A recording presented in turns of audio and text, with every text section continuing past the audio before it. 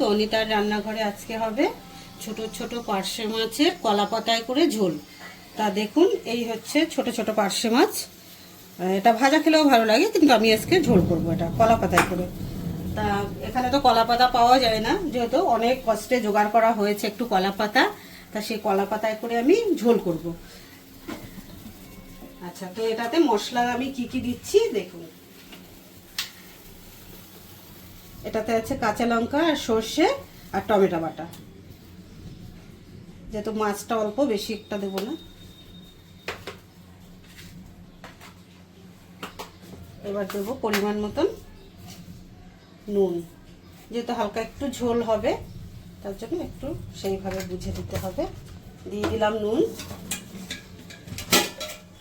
আর দিয়ে দেব পরিমাণ মতন হলুদ,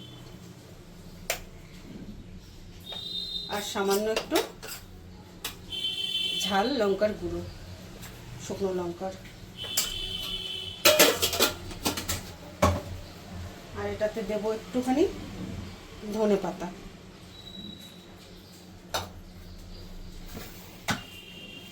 আর দেব সর্ষের তেল।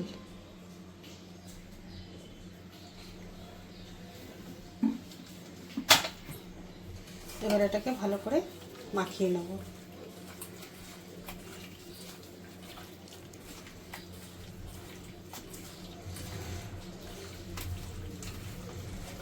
হ্যাঁ বন্ধু, তো আপনারা তো বুঝতে পারলেন আমি কি কি দিয়েছি আর কিভাবে ভালো করে হাত দিয়ে মাখিয়ে নিয়েছি। এবার এটাকে কলা পাতার ভিতরে দেবো। কড়াতেই কলা পাতাটা বসিয়ে দিলাম।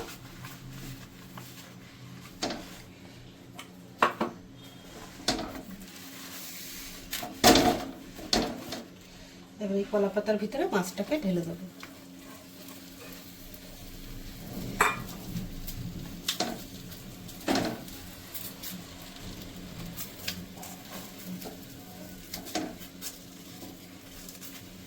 ভালো করে মাছটাকে ঠিকঠাক মতো সাজিয়ে দিলাম।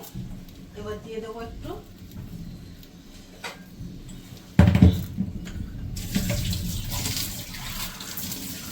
সামান্য একটু জল। যেটা বলেছি ঝোল, কলা পাতায় করে ঝোল। বেশি ঝোল হবে না, একটু গামাখো গামাখো ঝোলটা হবে।